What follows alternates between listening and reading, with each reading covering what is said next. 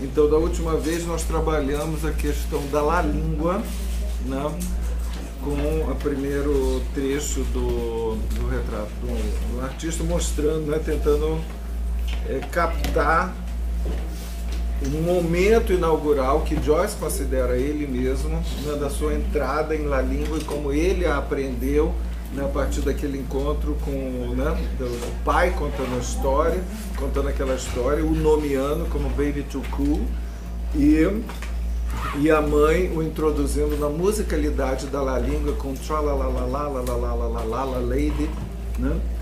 E conversamos também sobre o que é um retrato para Joyce. Vocês se lembram o que é um retrato para Joyce? Ninguém lembra. É esboçar a curva de uma emoção, como ele define no primeiro artigo dele sobre o retrato, né? Aquele artigo de 1904, 10 anos antes antes dele escrever o próprio romance, o retrato de um artista quando jovem. Pusemos ali trabalhamos sobre a questão do retrato, o que é um retrato que não é da ordem do imaginário, o retrato a partir, né, da literatura, e o Richard Couto disse que ia nos trazer então uma colaboração que ele deu aí sobre o que é a questão do retrato. Aí do nome, nós trabalhamos a questão do nome, né, do Dédalus, né, do personagem mitológico, que é o nome que ele se dá, que ele adota, Stephen Dédalus, né, que é aquele que saiu do labirinto, né? Sim. Então, a contribuição que eu estou trazendo é de um texto que está publicado na língua portuguesa, neste livro aqui, Lacan, o Escrito e a Imagem. É um texto de uma pesquisa que o Jacques Aubert está, na época da publicação, estava realizando, ou ainda está, cujo título é De um Joyce a Outro, né?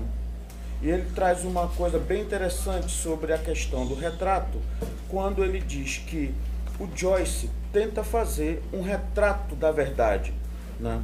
E ele diz assim: ele se apresenta numa tensão entre uma forma e um espírito que a habita, mas que nunca permanece, que não toma corpo em linguagem alguma. Tensão entre universal e contingente. Observe a forma e o espírito que a habita. Isso.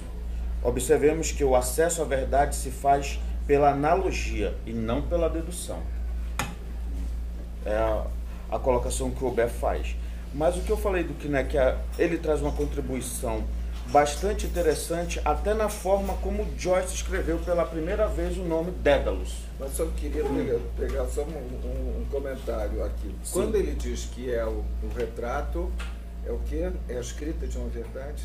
É o retrato, fazer o retrato da verdade. Da verdade. Portrait E truth. é interessante que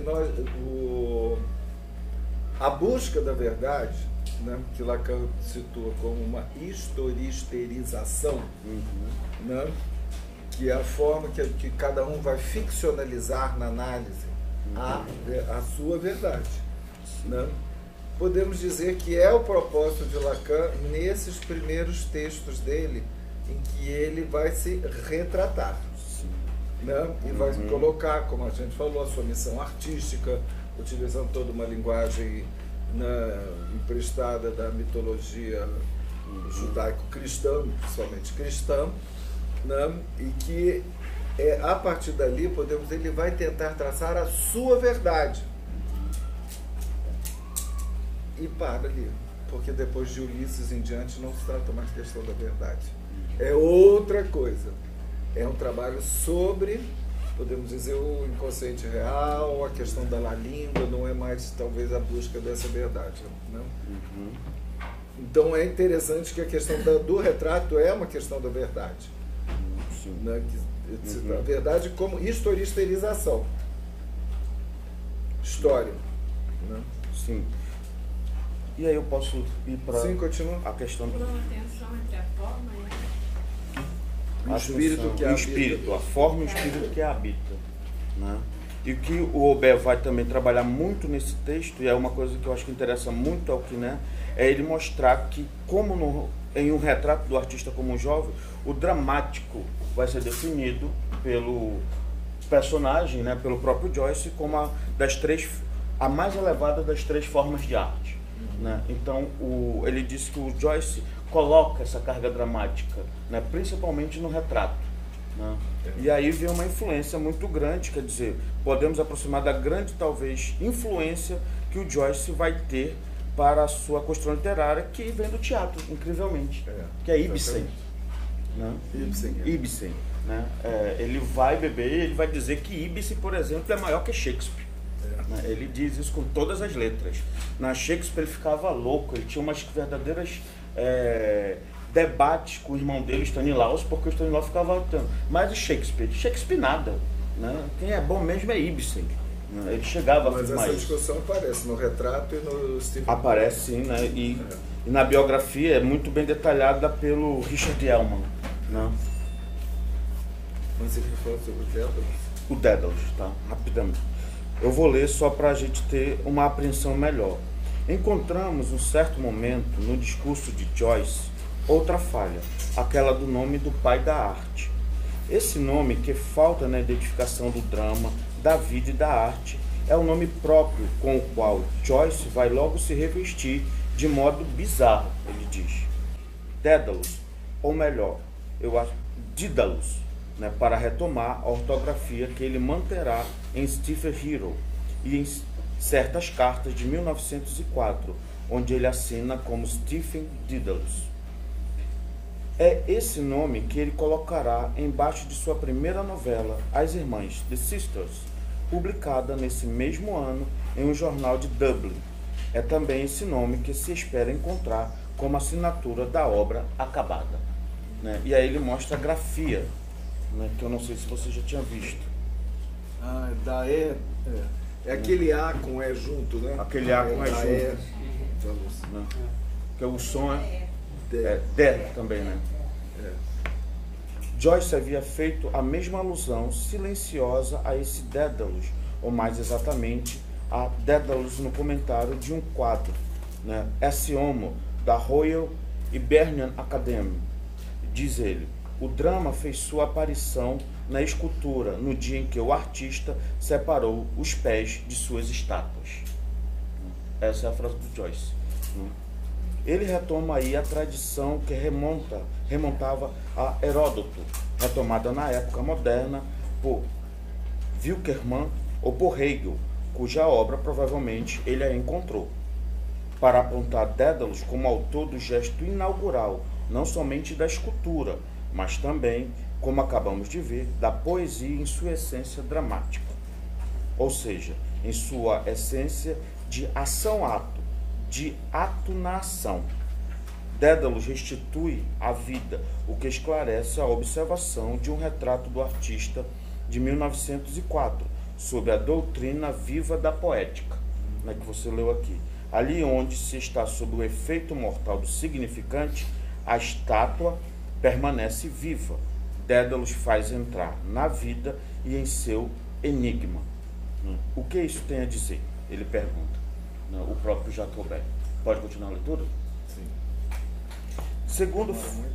Não, só mais um parágrafo. Mais ou menos. Então resume. O que ele vai trazer aqui, essa questão do que ele vai... Eu vou dar um pulo, né, para ser mais rápido. Conhecemos a crítica feita a Dédalus.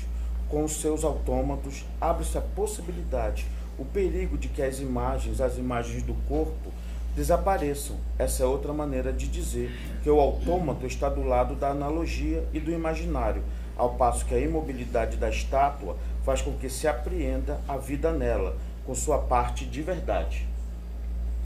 Não é à toa que os Daidala, assim como Shoona, fazem parte do Algamata, esses objetos preciosos que são mais ou menos da esfera do sagrado. A esse título, se eles não se deslocam, por outro lado, têm vocação para ser deslocado nos movimentos de toda a cultura viva. E só para concluir, assim, Dédalus é aquele que cria uma variedade de algamata consagrados à fuga metonímica, inseparáveis da dimensão metonímica do simbólico, na qual o objeto escapa de seu detentor criador, Dédalus liberador e mesmo criador de objetos que ele faz escapar do que o significante pode ter de massificado. Então é um nome que ele tenta colocar algo do objeto aí, né? De um objeto metonímico e que escapa sempre. Não, mais do que isso, do objeto A. Do objeto agalmatá é o plural de agalma. Os agalmatá são os objetos preciosos, né? Preciosos. Que Lacan vai extrair ali do banquete de Platão. Tá legal. Tá Foi bom. isso que eu achei interessante. Não, de bacana, trazer essa porque aí questão mostra do também nome. esse aspecto do Dédalus. Dédalus, eu não sabia que ele era escultor também. Ele era um arquiteto, né? E pelo visto escultor também, e ele faz essa elaboração de como escultor ele fazia os objetos preciosos da arte, também os agalmatá. Então ele se colocando como Dédalus da literatura, ele vai transformar, né, as palavras em agalmatá. Tá legal. Muito bem, obrigado. Obrigado. Eu convidei o Leonardo Pimentel hoje para responder a seguinte pergunta. Pode ir? Tá? Que eu vou passar para cá. Que é fazer um parênteses na questão do retrato, voltar aqui na aula, na antepenúltima aula, em que eu mostrei para vocês como é que Lacan chega à questão do quarto nó do Édipo como quarto nó. E aí eu queria saber, né, o Leonardo tem uma pesquisa muito grande sobre topologia, há muito tempo, né, muitos anos, e trabalhou muito isso na tese de doutorado dele, né, mais recentemente, né, que se encontra ali. Então eu pedi para ele nos falar um pouco sobre o nó borromeano e principalmente a passagem dos três nós para o quarto nó. Então vamos ter uma aula hoje de topologia com o Léo. Bom dia. Deixa eu ligar aqui. Eu preparei alguns slides para ajudar a gente a seguir. Quer que apague essa luz? Melhor, talvez. Né? Pode... Eu acho que tá o suficiente, ali. né? Ali, por favor. Vai ver, melhor, né? Não sei se É? Chato que vocês daí não vão ver muito, né? Se puder chegar um pouco pra cá, não sei. Se a gente enviesar aqui essa sala assim, não. Ei, gente, passa pra cá, ainda tem alguns quem puder lugares ficar aqui na hein? frente. Porque senão vocês não vão ver aí. E essa aula, e hoje o cenário é todo sem enxergar as cordas e a tela vai ficar difícil. Vai ficar complicado. Quer vir trocando, gente? Pode vir. Tem Não é? E o da sua frente? Não, pode ficar. Vamos lá. Então, pessoal, para poder falar do que seria essa passagem, né, dos três nós para os quatro nós, eu vou precisar introduzir alguns conceitos básicos para a gente poder se entender. Senão eu vou falar algumas coisas que talvez vocês não consigam acompanhar, porque tem a ver com topologia mesmo, matemática, né? Então, só para esclarecer alguns conceitos mínimos de topologia, eu vou mencionar algumas coisas. Por exemplo, em topologia, um nó é uma curva fechada no espaço. Qualquer curva fechada no espaço, tá bom? Então, isso aqui, por exemplo, é um nó. Vocês estão vendo aqui? Isso aqui é um nó. Em comparação, isso aqui não é um nó. Em topologia, né? Pra gente, topologia isso aqui não é. Um outro conceito interessante que a gente precisa saber é o conceito de cadeia. Cadeia em topologia é qualquer agrupamento de nós. Então, isso aqui é uma cadeia, tudo bem? Tem dois nós aqui.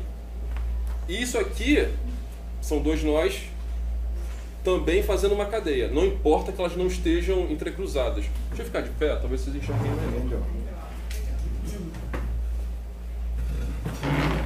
Isso aqui é uma cadeia também. Por mais que não pareça, né? São nós que estão soltos.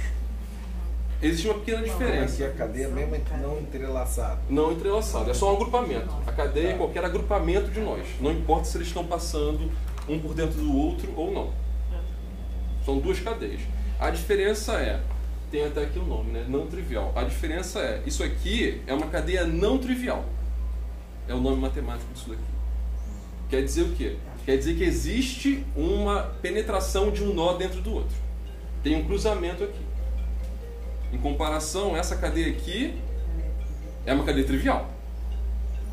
Porque não tem penetração de um nó dentro do outro. Essa cadeia aqui e essa cadeia aqui são a mesma coisa. Tá?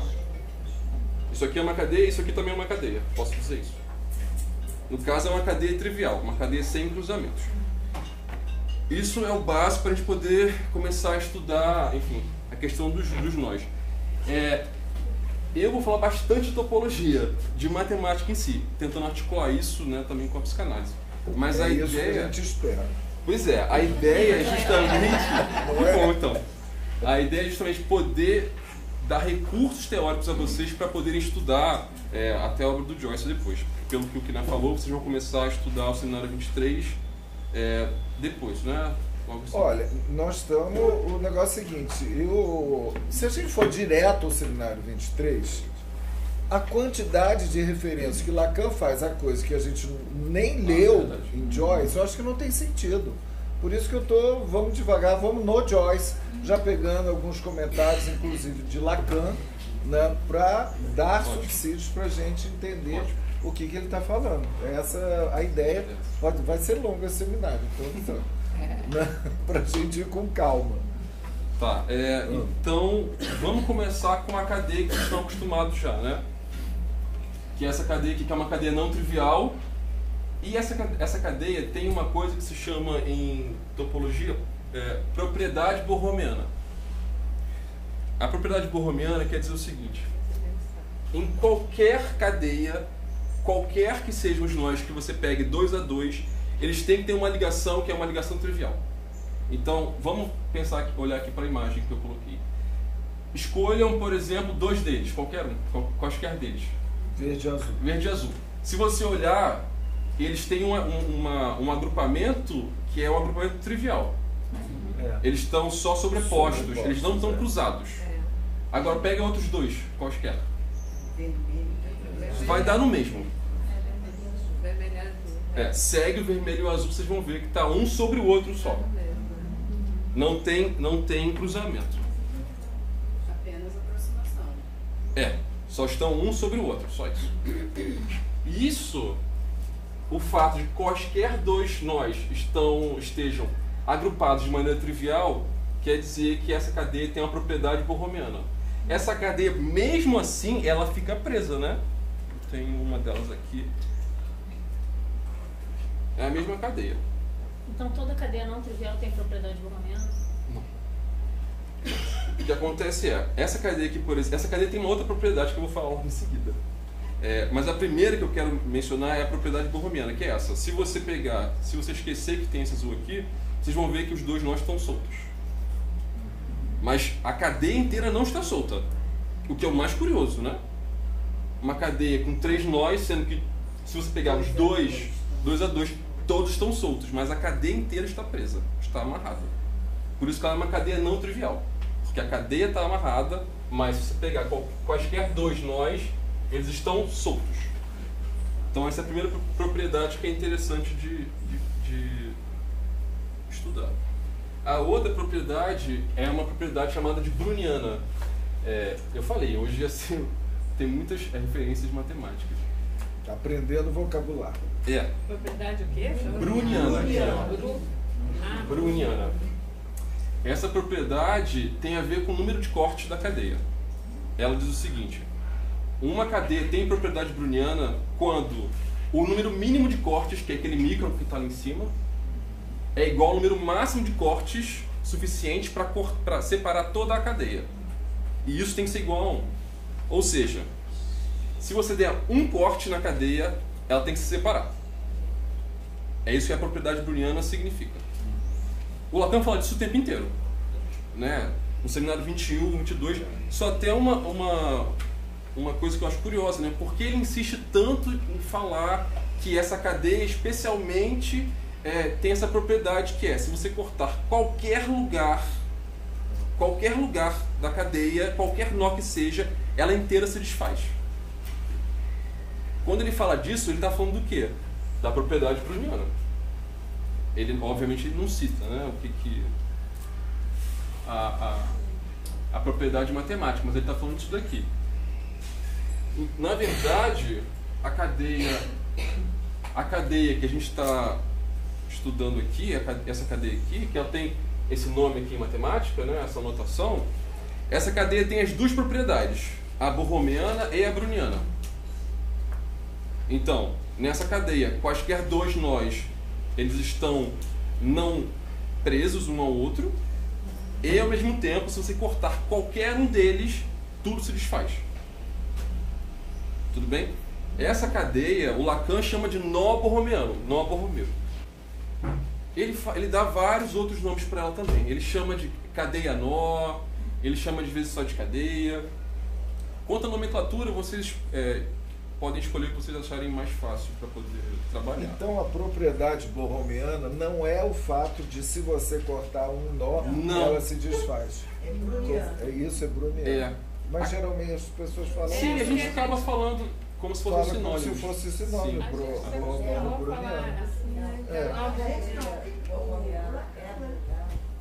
Sim, a cadeia, né? Sim. O próprio Lacan não chama essa propriedade de borromeana? Chama. Mas só que é browniana. O que acontece é o seguinte, essa cadeia, ela era estudada no final do século XIX por um matemático chamado Hermann Brun, que é daí de onde vem o browniano. Só em 62 que o matemático americano começou a chamar isso de borromeano. Mas é o mesmo? É a mesma coisa. É sinônimo. O nome significa a mesma cadeia. Só que tem cadeias borromeanas que não são brownianas. O problema todo é esse. Mas quando fala nó borromeu, significa que tem a propriedade borromeana e browniana. Isso. No Lacan, quando a gente fala de nó borromeano, nó borromeu, a gente está falando dessa cadeia aqui, que é a cadeia 632. Essa cadeia aqui, que é essa cadeia aqui, é uma cadeia com as duas propriedades, a browniana e a borromeana. Por isso que eu falei, vocês podem chamar como vocês acharem melhor. Ela tem vários nomes em matemática. O nome cadeia borromeana foi um nome que foi inventado há pouco tempo, né? Pouquíssimo tempo. Ela era chamada na matemática de browniana, tanto que se vocês forem pesquisar essa cadeia, vai ser mais fácil encontrar com esse nome aqui. É dos anos 60, né? O borromeano veio de 62, mais ou menos, um matemático chamado Ralph Fox, um matemático americano.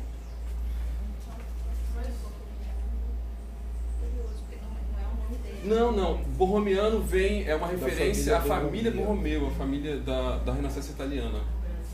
Do brasão, exatamente. Não só do brasão, mas do pacto que havia entre as famílias, né? Porque era a família Borromeu, Sforza e Avitaliano, que era a família essa família italiana. Ela começa a trabalhar fazendo explorações, expedições, trabalhando com dinheiro na Itália. E aí eles fazem, essa família Borromeu, né, faz amizade com o primeiro duque, que é o duque Vitaliano, e aí esse duque tem um banco e ajuda muito a família. Depois o duque morre. Os dois, exato. Banco e a família. E aí o duque morre, e aí quem começa a lidar, né, com a família Borromeu é o filho dele. E aí quando acontece essa passagem, né, do ducado, entra em jogo uma outra família, que é a família dos Sforza, que aí entra no pacto dos três. Então, todo o sucesso da família Borromeu veio da associação deles com os Vitaliano e com os Sforza. Então, o Lacan até menciona isso em algum lugar, né? Ele fala do pacto que cria esse sucesso da família. É daí que vem o nome Borromeu, desse pacto entre as três famílias italianas. Pois é. Então, o Lacan até comenta, sem uma família, as outras duas não teriam conseguido fazer o que eles fizeram, né, nessa época. Se desfaria, pois é. Por que eu estou falando da diferença de borromeano e browniano? Porque tem cadeias, não se assustem. Tem cadeias... Pode voltar, Posso? por favor? nos explica isso aqui. Essa anotação. São 3 nós e 2 soltos, é isso? Não, essa anotação aqui ela é mais fácil do que parece. Primeiro vem o número de cruzamentos, tem 6 cruzamentos, né? O 3 é o número de nós que constitui a cadeia. E o 2 é só a ordem que ela está numa tabela de cadeias. Só isso. Esse número aqui tem que ser decorado. Não tem como você descobrir qual é. É uma convenção. É uma convenção. Tem uma tabela de nós na matemática. E aí esse aqui é o segundo nó com 6 cruzamentos e 3 nós. É só uma anotação, uma convenção matemática para poder falar dessa cadeia. Então, tem cadeias borromeanas que não são brownianas. Aquela cadeia ali em cima, ela tem 6 nós. Ela tem os númerozinhos marcados, mas ignore os números por enquanto. Ela tem 6 nós. Uma questão de nomenclatura. Pode voltar um pouquinho mais? Como que é o nome certo, afinal, de chamar cada anel, ou que ela chama de rodinha? Nó. Então isso é um elo, um anel é um nó, e os 3 é nó também? Os 3 é cadeia. Cadeia. O Lacan sabe. Mas chama nó borromeano. O Lacan chama de nó. Mas tá errado. Mas ele sabe disso. Não, tá bom, mas nós não. O Lacan em vários Talvez ele tenha momentos. feito para não confundir nó e cadeia significante. Talvez. Na verdade, quando ele menciona isso, o que acontece? Porque ele usa o que é, na verdade, cadeia, Lacan chama de nó. O que é nó, Lacan chama de rodinha, de barbante, ou rodela, ou anel. Né? Quer dizer, só para a gente poder ler Lacan e já ver como é que ele usa o vocabulário. Tanto que ele fala disso aqui como...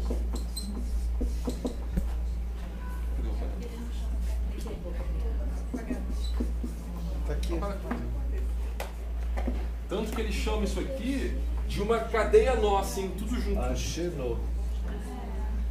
Ele sabe que isso aqui não é propriamente um nó. E ele junta isso falando, isso aqui é uma cadeia nó. É assim que ele acaba escolhendo em alguns lugares para falar dessa cadeia. Quando ele fala de nó, especificamente, eu acho que ele está querendo chamar atenção para o fato de que essa cadeia está enodada. Pelo menos é isso que ele diz em alguns momentos. Eu chamo de nó pela propriedade que ela tem, de ficar presa. É isso que interessa, porque isso aqui é uma cadeia também, mas não está enodada. Então ele provoca esse equívoco do nó e da cadeia. O nome matemático disso aqui é uma cadeia. Tá. Mas em psicanálise a gente acaba chamando isso de um nó mesmo. Mas vocês podem escolher. Eu acho mais fácil chamar de cadeia porque é mais fácil de entender do que a gente está falando, né? E cada aro desses, cada elo desses é o que se chama nó.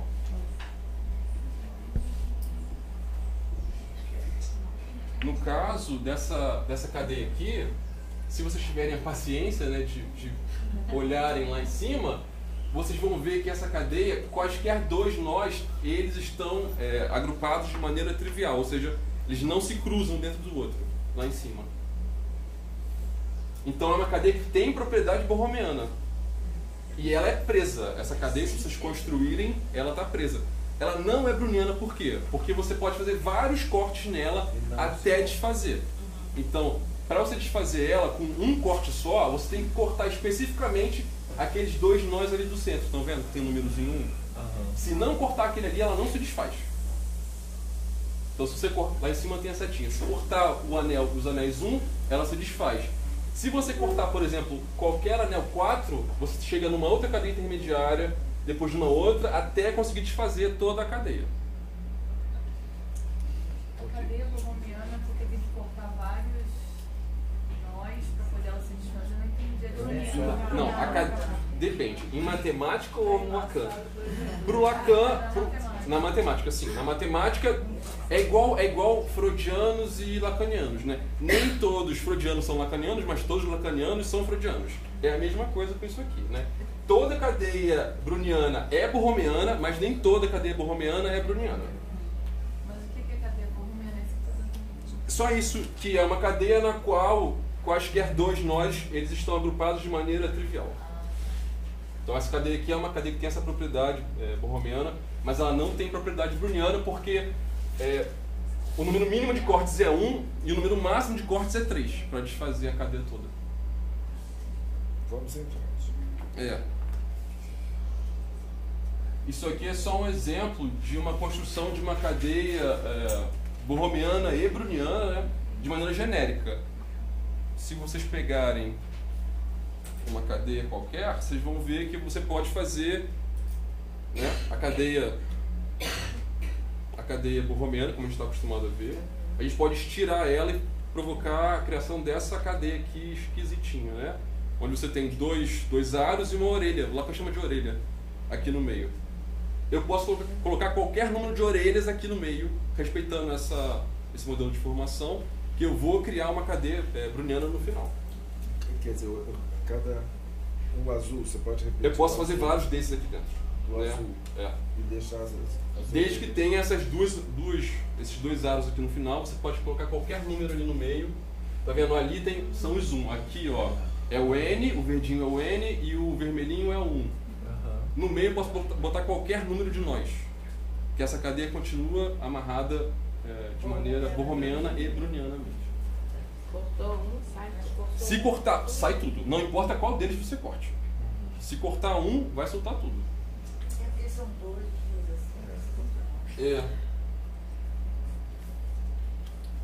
Então a gente falou da propriedade borromeana, browniana, e uma outra propriedade importante da cadeia de 3 é a cardinalidade dela. Então, por exemplo, nessa cadeia aqui, que está de frente para vocês, qual nó vocês diriam que está como mais superior? Mais próximo a vocês. Deixa eu ver. Peraí, deixa eu jogar para cá. Vamos supor que é o azul. Porque o azul aqui, se você olhar para esse ponto aqui, o azul está na frente do verde. Então, o azul é o superior? Olha para o ponto de baixo, que ele está por baixo do vermelho. Não, pode ser o vermelho também. Cada um tem um. Pois é. Cada um é um. Vejam, não tem como ordenar eles. Não tem. Não tem. Eles não têm ordem. É daí que a gente fala de natureza cardinal dessa cadeia, né? Porque não tem ordenação possível. Não tem o primeiro, o segundo, o terceiro. Não tem nó intermediário aqui, por exemplo. Vou chegar nesse ponto. Olha só, vou estirar a cadeia. É óbvio que o nó vermelho é o intermediário, não é? Óbvio. Mas eu posso fazer isso daqui. Ou eu posso fazer isso daqui.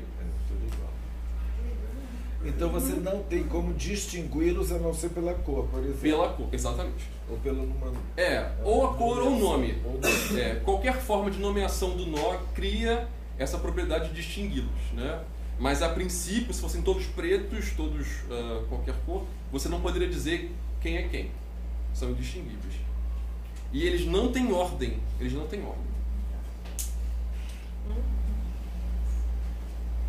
Isso, eu acho que isso é interessante porque tem justamente a ver com algo que o Lacan começa a falar no Seminário 21, né?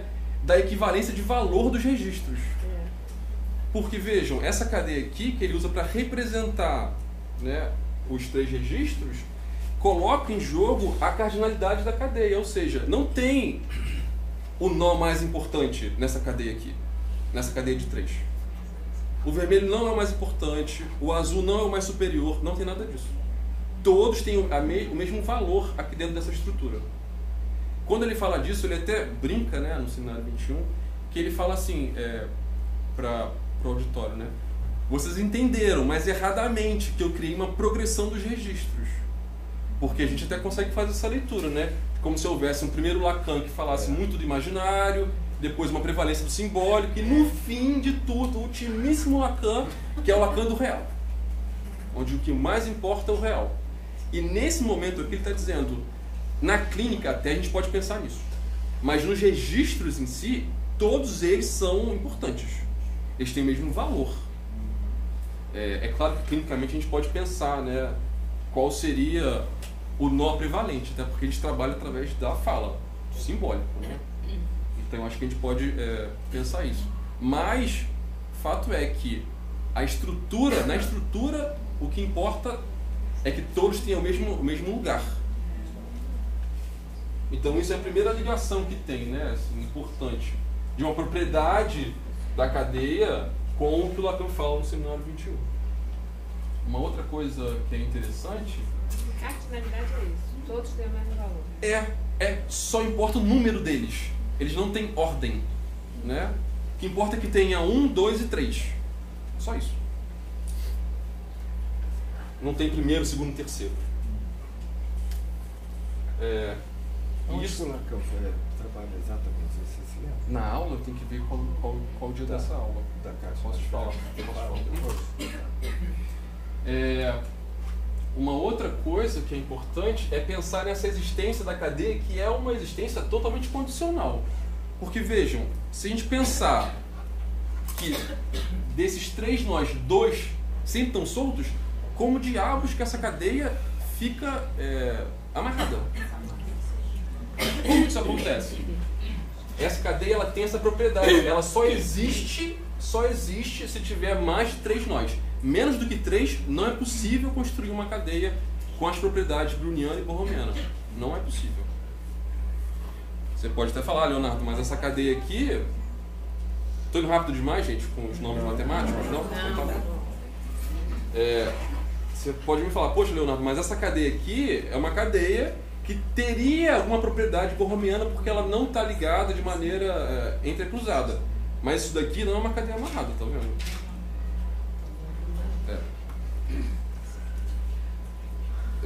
E também em comparação, essa cadeia aqui, que se chama cadeia de Hopf, que o nome não é interessante, essa cadeia aqui, você pode me falar, sim, mas se você cortar qualquer um deles, a cadeia inteira se desfaz. Só tem 2 nós aqui, sim. Mas essa cadeia, por exemplo, não tem propriedade borromiana. Então o que acontece é, uma cadeia, para ser amarrada e ter a propriedade borromiana e a browniana, tem que ter mais do que 3 nós. Tem que ter no mínimo 3. No mínimo 3. No mínimo 3. Então, igual, Sim. Maior ou igual, né? É maior ou igual Não aqui. é só maior. Não é só maior. Maior ou igual. Para ter as 2 propriedades que significam isso, né? Quando o Lacan fala uma cadeia que a gente corta qualquer um dos nós e ele inteiro se desfaz, ele está evocando a propriedade borromiana e a browniana. Porque sem essas 2 propriedades, a cadeia não se desfaz com um corte só. Não tem como fazer isso.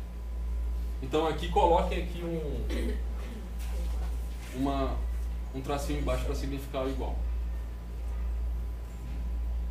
E o Lacan ele menciona várias vezes essa questão da existência, né? Eu coloquei aqui uma citação de uma... é um pouco grande. De uma conferência que o Lacan dá em Nice, em 76. Você conhece essa conferência aqui, né? Vamos ler o que ele fala, que é interessante. Vejam. Como fui levado a considerar, com certa preferência, essa cadeia borromiana? Não é tão fácil de dizer, mas é evidente que, assim como para Freud, isso se deve ao fato de que existem pessoas que são, de certa forma, testemunho vivo da existência do inconsciente. Há pouco eu falei do real e agora eu falo da existência. Os 2 termos não têm a ver um com o outro. A existência não tem nada a ver com o real. E aqui ele não está falando da existência, acho que ele está falando de alguma outra coisa. A existência não tem nada a ver com o real. A existência, tal como uso o termo, consiste nisso, que haja nó. O jogo desses elos é algo que suporta muito bem a noção de existência. Porque na medida em que ele se prende, em que ele é capaz de se reduzir a isso, ou seja, a um nó, que ele existe propriamente falando. Então o Lacan começa, né, a trabalhar nessa conferência, ele também menciona isso no Seminário 21, né? Essa existência que ela depende da articulação dos 3. Sem esses 3 ela não existe. E de certa forma ele está equivalendo essa existência do nó com a existência do sujeito do inconsciente. Né? O que eu acho super interessante. Então, isso aqui é uma tentativa, né, de uma aproximação das propriedades matemáticas com que o Lacan fala dos registros. Né? Então, quando o Lacan fala de que um corte em qualquer nó separa toda a cadeia, ele está se referindo a essas duas propriedades borromeana e browniana da cadeia. Quando ele fala da equivalência de valor dos registros no seminário 21, ele está se referindo à cardinalidade dessa cadeia, né? Ao fato de que não tem primeiro, segundo e terceiro nó. E quando ele fala da existência do sujeito do inconsciente, talvez a gente possa pensar que que o sujeito do inconsciente, ele é fruto da amarração entre real, simbólico e imaginário, a partir do que ele fala do nó da cadeia, né? Que essa cadeia só existe a partir da articulação de, no mínimo, 3 nós.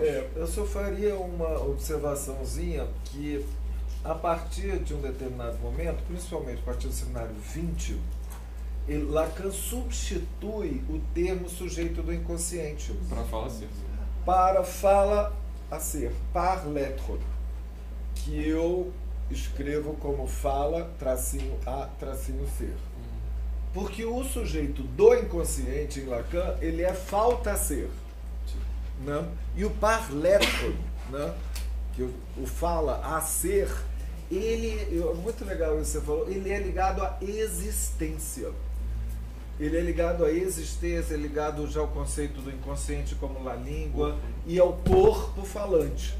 Então ele não usa mais o sujeito do inconsciente, porque o sujeito do inconsciente, só um parênteses que é legal você estar chamando a atenção sobre isso, porque o sujeito do inconsciente não precisa existir. Ele não precisa do real. Né? O sujeito do inconsciente, que é o sujeito do significante, ele é aquilo que um significante representa para outro significante. Ele está escrito na lápide do morto. Pode ser um nome, o sujeito que representa aqueles ossos do que foi o sujeito historicizado para todo mundo. Né? Então isso é uma coisa legal, essa da gente colocar nessa passagem que implica o corpo falante. Porque o corpo, né, que é imaginário, mas ao mesmo tempo ele é falante e ele tem o real, podemos dizer, né, do inconsciente como na língua e o corpo erógeno freudiano. Então isso é muito interessante a gente pensar que o que é existência mesmo estaria mais vinculado ao fala-ser, não ao par-l'être. Então a gente falou das propriedades mínimas, né, da cadeia borromeana, browniana de 3 nós. E da articulação disso com o que o Lacan vai apresentar nos seminários 21 e 22 particularmente. Só que essa cadeia aqui, ela tem limitações. Por quê? Porque só existe uma cadeia assim. Essa cadeia aqui, só existe uma delas. Uma delas. Então, quer ver? Deixa eu ver se eu pego outra. Vou explicar. Que né? Ou alguém faz uma cadeia para mim qualquer aí. Só levanta para mim. Tenta fazer assim. Fazer uma coisa diferente. Faz uma diferente. Vou fazer igual a você. Ó, essas cadeias são diferentes ou são iguais?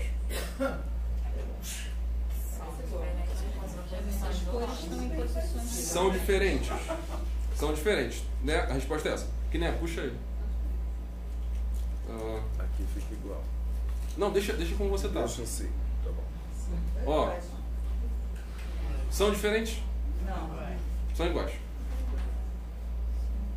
Se eu mudar pra cá, o que ele consegue fazer a mesma cadeia que eu tô. Só puxa o vermelho e o azul. Puxa o verde. Puxa o verde agora. Pronto. Tem que ser assim. O Lacan menciona isso, né? Para aprender topologia tem que meter a mão na massa. Tem que manusear isso. Né? É o caráter real da cadeia. Então vejam, quando eu digo que só existe uma cadeia, tem a ver com isso. Não importa de que maneira você faça essa amarração. Se ela tiver a propriedade borromeana e browniana, não importa como, vai ser sempre a mesma cadeia. Assim, assim, virado assim, tanto faz. E também que é impossível a gente distinguir qual é qual, né? Se não tivesse a cor. Se não tivesse a cor, seria impossível. Seria impossível. Em vez da cor, podia ser o nome. Eles podiam ser pretos com um nomezinho escrito aqui. Faria diferença do mesmo jeito. Ou é o nome ou a cor, né? Ou seja, não é a forma como ela é amarrada. Não é a forma como ela é amarrada. É no quarto nó que vai... Sim, aí que muda alguma coisa. Exatamente. O que a gente está vendo aqui no quadro, na verdade, não é nem uma cadeia, né? Os desenhos que a gente faz da cadeia são coisas chamadas projeções planares.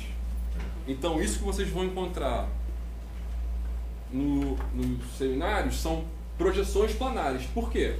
Porque uma cadeia... A projeção é exatamente isso. A diferença disso e disso. Isso, exatamente. É isso que a gente... se você puxar... A gente vê. Aí vamos ver ela aqui, ó. Isso. Isso é interessante por quê? Porque o Lacan começou, quando ele... a gente pode fazer essa hipótese, né? Quando ele se deu conta de que só existia uma cadeia, como fazer para utilizar uma cadeia para várias coisas em psicanálise, né? Várias coisas diferentes em psicanálise. Ele tem algumas tentativas, né, de uso da cadeia.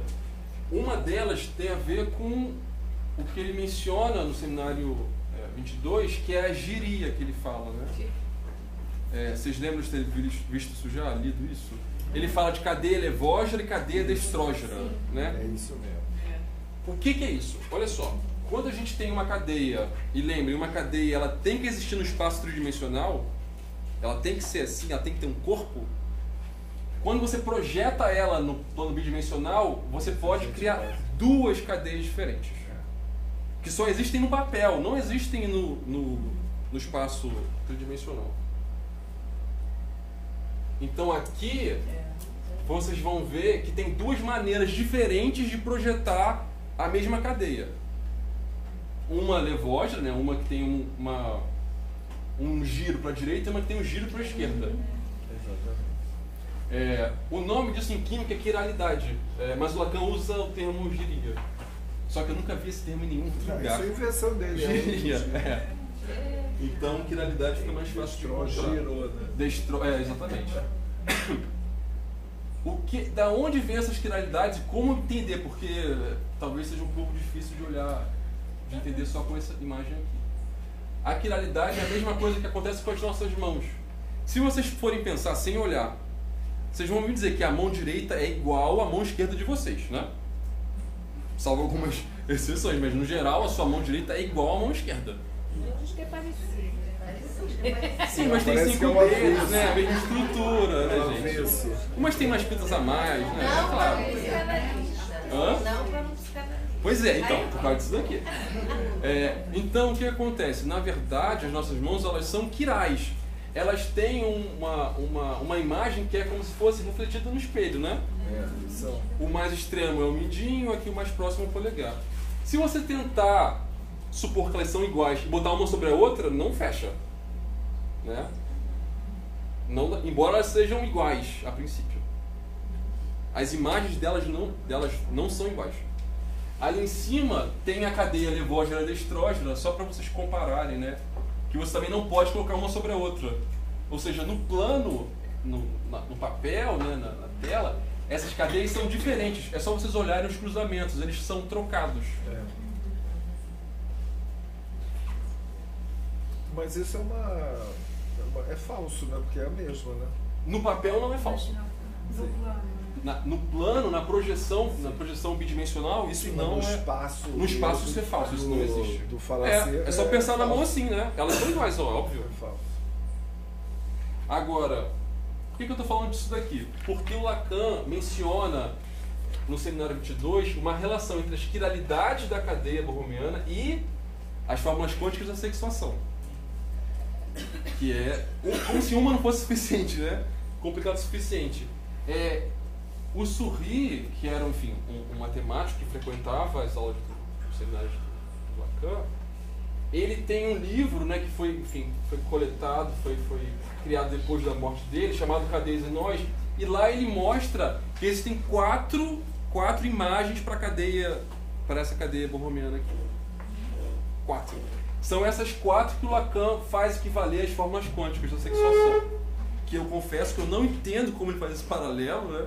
Não vai ser hoje. Não vai ser hoje, mas está aqui, né, a articulação que ele faz. Ele mostra um tetraedro, ele fala dessas 4 posições e da relação delas com as fórmulas quânticas. E aí eu deixo essa pergunta para vocês, né? No plano, exatamente. Agora, o que fazer com isso, fica aí essa tarefa para vocês pensarem. Estamos no Joyce, depois a gente volta para fora. E o Lacan, ele fala muito, cadê né? Cadê a Olímpica do Amor? Hã? Cadê a Olímpica do Amor? Essa aqui é do caso clínico. Então vejam, ele primeiro tenta arrumar maneiras de se apropriar, né, e de utilizar a cadeia com 3 nós.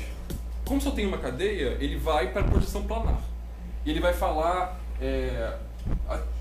dessa questão, né, das fórmulas quânticas. Ele também acaba mencionando a projeção, articulando ela com, na terceira, né, com o sintoma, com o inconsciente, com a inibição. É uma maneira de trabalhar isso, claro. Mas parece que ele está esbarrando com um limite, que é esse, só tem uma cadeia. Como você vai falar de inibição, sintoma e angústia, todos aqui com uma cadeia só? Ele tenta várias saídas, né, para isso, acredito. Uma delas, né, ele apresenta essa cadeia aqui, que é uma cadeia diferente. Ela não é uma cadeia borromiana não, tá?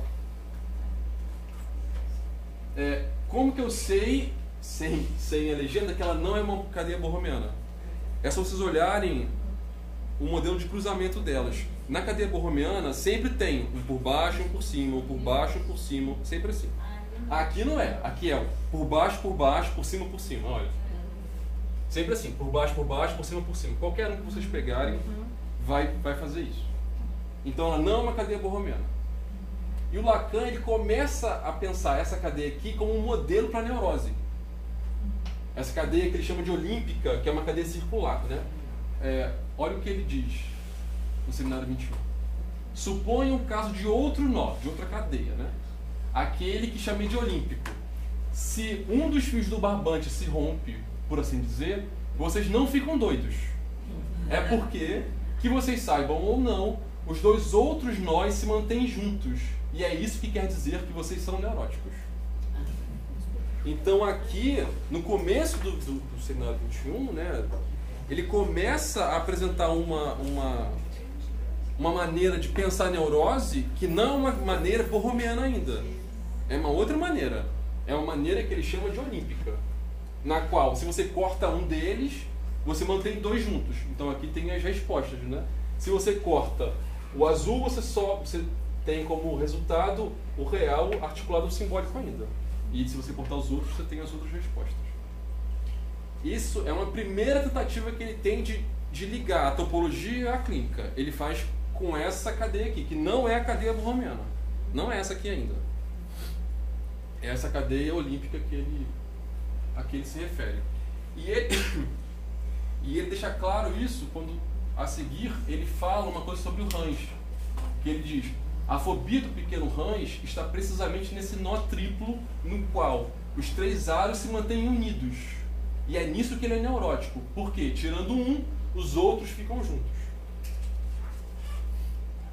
Ele não discute muito o caso do Range nesse seminário, mas o que ele pressupõe é que a neurose, a consistência da neurose está nessa propriedade, que não é borromiana, né, de desligamento dos nós. Que tirando um nó, tendo um abalo em um dos registros, o resto continua junto. E é por isso que ele diz: nós não somos loucos. Então vejam que ele já tem toda uma ideia dele de que a loucura tem a ver com os nós ficarem soltos. É o que ele vai desenvolver muito mais no seminário 23. Mas aqui já aparece isso, né? Quando ele fala da loucura.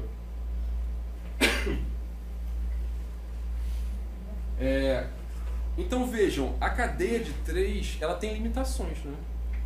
Tanto que o Lacan precisou, para pensar a clínica, ele precisou fazer outra cadeia. Que é essa cadeia olímpica aqui. E aí eu acho que ele estava pesquisando exatamente isso. Como representar e como pensar a clínica com a topologia. Eu acho que é daí que vem a necessidade da cadeia de 4.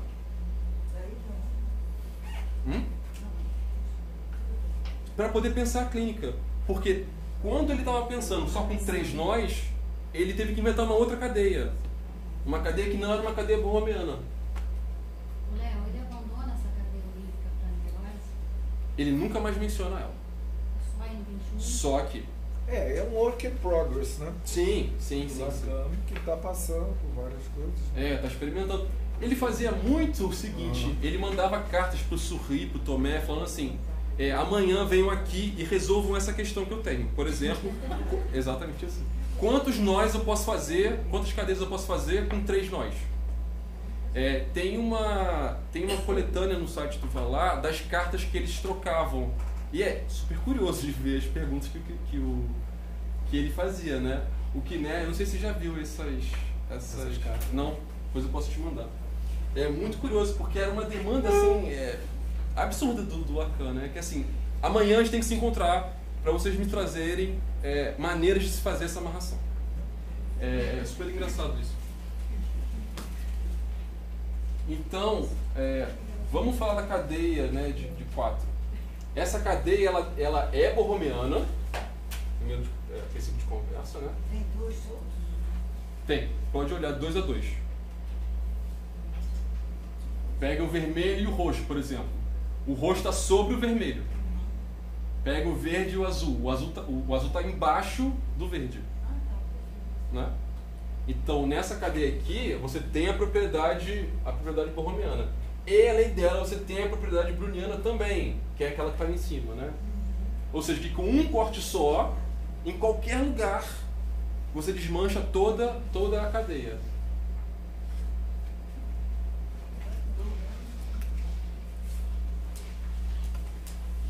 O que acontece? Quando você inclui mais um nó nessa cadeia, você perde a cardinalidade que tinha na cadeia de 3. Né? Eu botei uma citação do Lacan, dessa conferência que ele dá início, que fala disso, vejam. Não é por nada que os... É a conferência de Lacan sobre Joyce? É, a segunda. De James Joyce como sintoma. Não é por nada que eu os distingo nesta ordem. Porque, embora a posição de cada um possa parecer a vocês como estritamente equivalente às duas outras, né, dos registros, isso não é exato. Não é exato porque se eu coloco o S lá no lugar do R e o R no lugar do S, isso não teria o mesmo alcance. Aí ele consegue mudar a cadeia, né? Exatamente. Ele não podia antes. Então, se na cadeia de 3 nós, a gente só tem a existência de uma delas, só tem uma cadeia de 3 nós, quando você coloca mais um nó, você aumenta esse número de cadeias. Já eu falo com atenção. Mas que, né, tem uma cadeia aqui para você segurar. Deixa eu só ver qual é essa. Então perde essa cardinalidade, ganha-se a ordinalidade. O que o Lacan chama de ordinalidade. Ou seja, agora importa qual é a ordem que eu uso para colocar os registros. Faz diferença se eu coloco o R aqui ou o S aqui. Vou demonstrar isso para vocês, que, né, por favor. Deixa eu ver qual é esse aqui. Segura esse daqui. Momento mágico. Aqui fica 2 a 2. Puxa o azul e o vermelho, eu acho. Não, então puxa outro então. Puxa esse aqui. Puxa esse. Puxa o roxo e o azul. O roxo e o azul. O roxo e o Só para azul. vocês já verem o sintoma verde aqui. O sintoma é o roxinho. O sintoma é o roxinho. Eu mantive as mesmas cores. Tá, o sintoma é o roxo, o imaginário é o azul, o real é o vermelho e o verdinho o simbólico. Então, peraí, o que você quer? Puxa o roxo e o azul. Olha. Não é a mesma coisa. É a mesma coisa? Não exatamente. Não. Vira pra cá, vira pra cá. Ó, a minha ordem é roxo, vermelho, verde e azul. Qual é do que não? Roxo, verde, vermelho e azul. Vou tentar chegar naquela ali. Vou tentar. Vou fazer assim primeiro, para ficar roxo. Agora vou tentar mudar as duas do meio, tá? Não tem como. Eu não consigo chegar na cadeia que o Kiné está segurando. Por quê? Não é possível, eu mudei a ordem. Porque Como eu mudei a ordem, eu criei cadeias diferentes. Aqui eu estou então, segurando. esse nó é diferente. Sim, Essa cadeia é diferente sim. dessa. É borromeana? São as duas são borromeanas, brunianas, e são cadeias diferentes. Ah, porque a maneira como está amarrado. Pois é. O tipo, quer dizer, É. Ó, a cadeia que o cliente está segurando. Então a gente já pode partir dali, digamos, da universalidade para o singular. Sim, Para o pode. singular, né? Já se pode pensar numa singularidade, Sim. né? Então, essa cadeia aqui que o cliente está segurando. No nó de 3 você só está no universal, Só tem. né?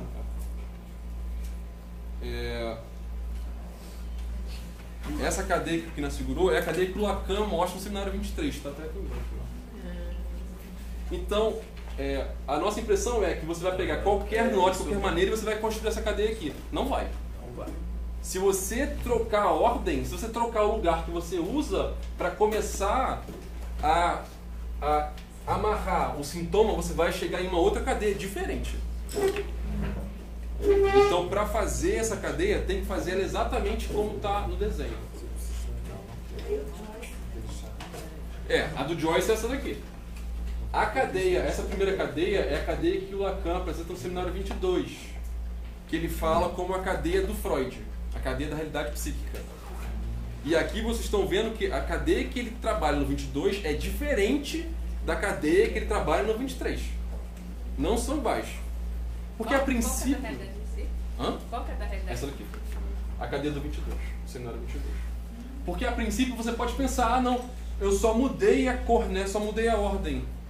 E são cadeias iguais. Elas não são iguais.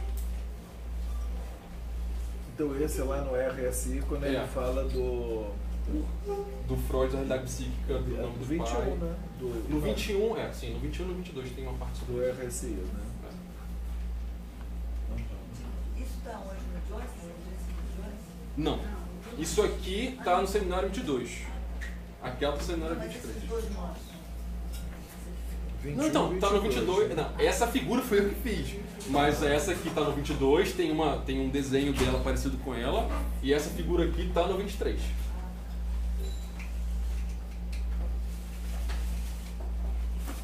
Então vejam, quando você insere um nó, você perde a cardinalidade. Agora, além de interessar que tem 1, 2, 3 e 4, faz diferença quem é o primeiro, quem é o segundo, quem é o terceiro e quem é o quarto. É uma coisa que na cadeia de 3 não acontecia.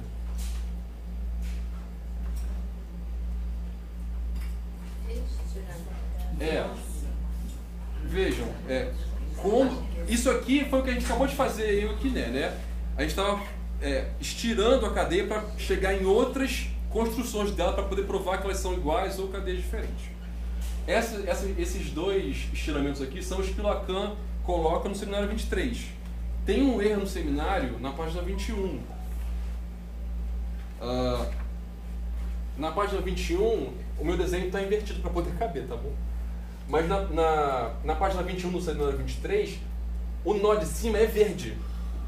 Quer dizer igual, né? Ele não pode ser verde. Se ele for verde, essas cadeias aqui são diferentes.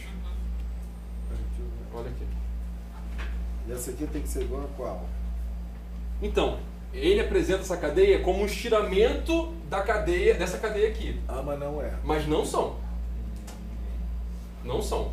Para serem a mesma cadeia, você tem que ter o último aro tem que ser vermelho. Então tem um erro aqui nesse desenho. Ficou confuso que passou a ter duas cores, né? Pois é, porque esse desenho é muito difícil de fazer. Que né? não Porque nó na cabeça. porque se eu não conseguir fazer isso daqui, é mais fácil. Fazer isso daqui eu não consegui fazer, não. É você que desenha isso? Foi eu que fiz. Olha. E aí, esse daí, um dia pra frente eu faço pra vocês. Foi o que a gente acaba... Não, segura aqui. Quando você pega uma cadeia borromeana, ou bruniana, enfim, como vocês querem chamar, de 4, vocês podem chegar a 2 estiramentos. Um que é esse estiramento linear, onde fica tudo seguidinho, né? 1, 2, 3, 4. E o outro é o estiramento que produz uma amarração esquisita, com orelhinhas no meio, que é esse daqui. que né, você tem que puxar o roxo e o vermelho, eu acho. Não, roxo e vermelho não. O azul e o verde, eu acho. Vamos tentar. Deixa eu puxar esses azul. Pronto, deu. Isso, pronto. Aqui embaixo tem uma cola, mas acho que você não vai entender. Eu deixei um códigozinho aí, porque senão eu me perco com esses nós todos. Então vejam. Fala só ele entende. Então vejam, quando eu puxo ela dessa maneira, a minha formação nuclear aqui nessa cadeia é diferente daquela que o Kiné tem. A minha é roxa e vermelha. A do Kiné é roxa e verde. É verdade. Né? E eu posso... Esse aqui é fulano, aquele é Beltrano. Isso. Não, deve ser pra isso. E aí, o Lacan, ele trabalha com vários estiramentos no seminário dele, né? Então ele menciona esses dois que nós seguramos aqui, aquele linear, e um outro, que é esse último aqui. De você organizar, né? De você organizar a cadeia. Ela é a mesma, qualquer um deles é a mesma cadeia. É a maneira de apresentar que muda, né? Então aqui, deixa eu fazer aqui rapidinho essa cadeia. Aqui aparece bem onde está o sintoma, né? Isso.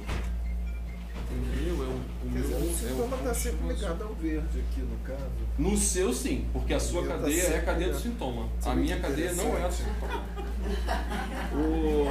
Não. Aqui. Mas o sintoma em Lacan está sempre ligado ao simbólico? Pois é. Quando o Lacan fala no 22, ele vai falar de sintoma sem H, né? Sintoma, angústia e inibição. Então, olha, a minha cadeia produz uma ligação do quarto nó com o real. A do Kiné você consegue... Segura a minha aqui, eu abro a sua. Gente, isso aqui não tem jeito, isso aqui... Aqui, ó. O desenho é igual. O roxo, que é o sintoma, estaria ligado ao real, é isso? Isso. O imaginário é o azul. Aqui, Aí nessa outra. Olha a cadeia do Kiné. Ali está ligado ao simbólico. A minha está ligada ao real.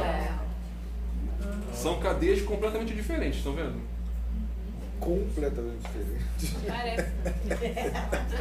Mas viu? Mas são. O resultado São estruturas diferentes. As cores são diferentes. Eu sei que os desenhos assustam um pouco, mas precisa, né, que vocês... Se vocês pudessem ficar brincando com isso, ajuda muito a entender, né? Até fazer essas construções é difícil só de olhar pelo imaginário, né? Pelo plano. O que acontece? Quem faz tricô ajuda, né? Quando eu estiro a minha cadeia nessa forma aqui, eu encontro o que o Lacan chama de nomeação pelo real. Sendo o sintoma o nó da nomeação e um outro nó. Então aqui no caso é uma nomeação pelo real. Isso aqui é o que ele chama de angústia. Final do seminário 22, cadeia da angústia.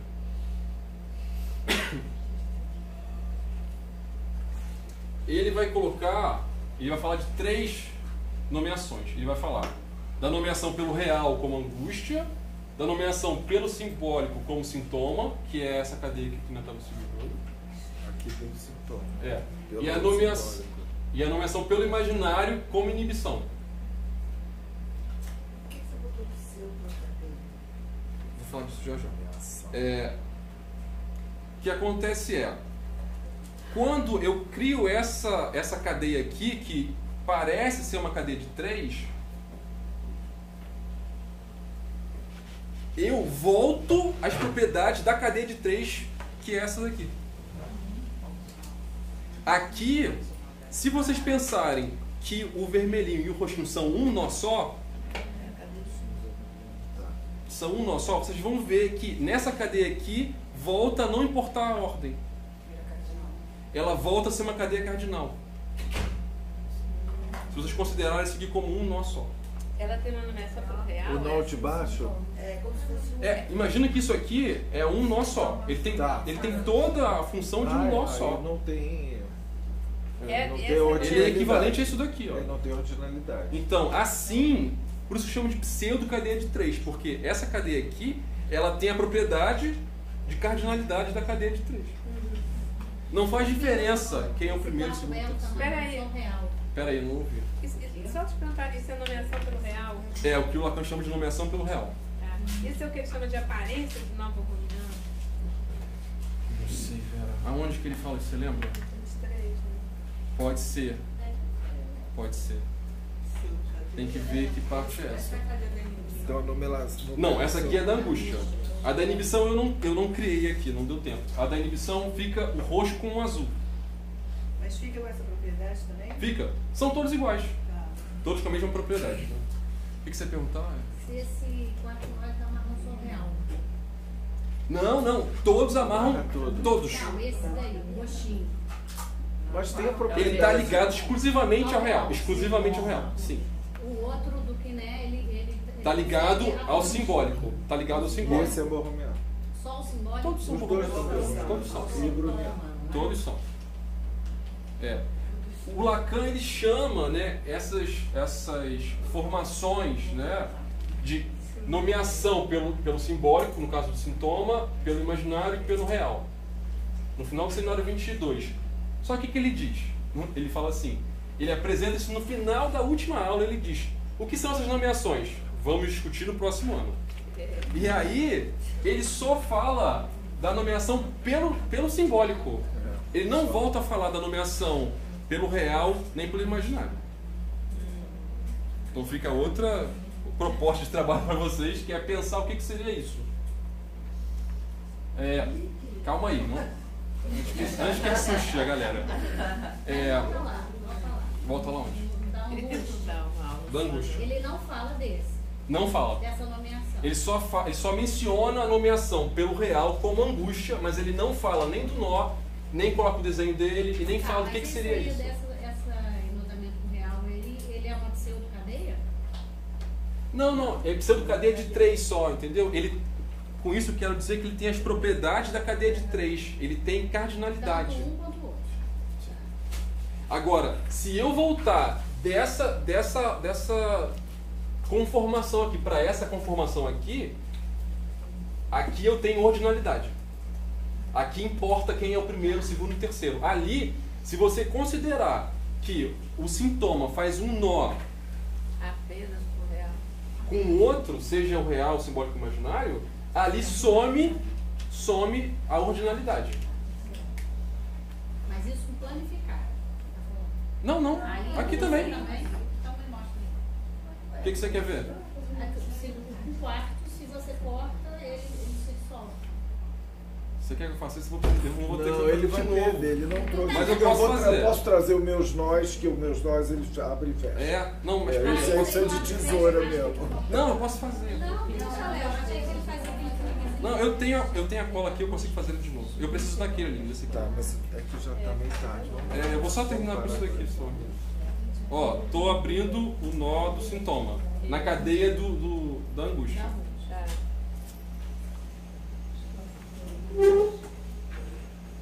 Soltou tudo. Soltou tudo. Tem a propriedade bruniana. Se você corta qualquer um deles, esse Tem a desmontou tudo. propriedade bruniana, borromeana, mas não tem a ordinalidade. Nem aquela ali, não. É disso que estamos falando. Então, os três. Vai ver que é por isso que ele então não é suficiente para nomear como Nomeação pelo real não faz sintoma, já que pelo real não tem essa propriedade da ordinalidade. Não, mas você consegue. Mas você Da aqui, ó, ordinalidade. aqui tem ordinalidade. E a cadeia com o real. Então por que ele tem aqui no meio? Não é só a maneira de você enganchar os dois. Tá bom. É. Então pode ter, pode não Se você, naquela conformação ali não tem, mas se você estirar para outras, Você vai ter. E eu só queria mencionar, o Lacan faz essa pergunta, né? Então, peraí, se existe mais de uma cadeia borromiana com 4, quantas existem? Ele responde na citação ali em cima, ó. A partir do momento que vocês têm 4 nós, existem 24 maneiras de ordená-los. Mas ele nunca chega a dizer que existem 24 tipos de subjetividade. Não. Não é por aí. Ele só fala que existem 24 maneiras de amarrar. Aqui embaixo tem uma maneira de tentar distinguir que cadeias são essas, né? Enfim, foi um trabalho que eu fiz para tentar escrever, porque não dá para fazer 24 desenhos, né? Então é só uma maneira de pensar isso. E assim, ele termina o seminário 22 com essas 3 estruturas aqui. A nomeação do real como angústia, do simbólico como sintoma e do imaginário como inibição. Não, ele só fala do sintoma. Só fala dessa daqui. Quem fala mais, eu até coloquei um exemplo aqui, quem fala mais disso é o Bousserroux nesse texto, Noms e Renom de Père. Ele dá exemplos diferentes. Por exemplo, ele fala que o caso do Bourdieu seria uma nomeação do simbólico, e o caso do Homem dos Lobos seria uma nomeação pelo real. Porque ele fala, o Homem dos Lobos chegou ao ponto de atender o telefone dizendo: oi, aqui é o Homem dos Lobos. Ele assinava os quadros dele como Wolfsmann. Pois é. Eu tenho no meu trabalho sobre isso. Psicose lá social. E uma das apostas que o Bousserroux faz é que o Gödel, né, que era um lógico, que ele era psicótico, ele tinha um delírio paranoico, ele cria a imagem dos anjos como uma forma de nomeação do imaginário. Que é, enfim, é super curioso o caso do Gödel. E aí, enfim, é uma referência para depois poder pesquisar. Da incompletude, né? Porque isso é super curioso, né? Como um paranoico que trabalha com consistência conseguiu chegar à inconsistência matemática. O Bousserroux acha que é por causa disso, porque ele conseguiu articular isso através da nomeação do imaginário. E aí, enfim, fica isso aí como pesquisa para vocês trabalharem daqui para frente. Muito bom. A gente abre todo um campo de pesquisa enorme. Vejam como né, esses recursos topológicos permitem pensar em várias coisas diferentes. Muito obrigado, Léo.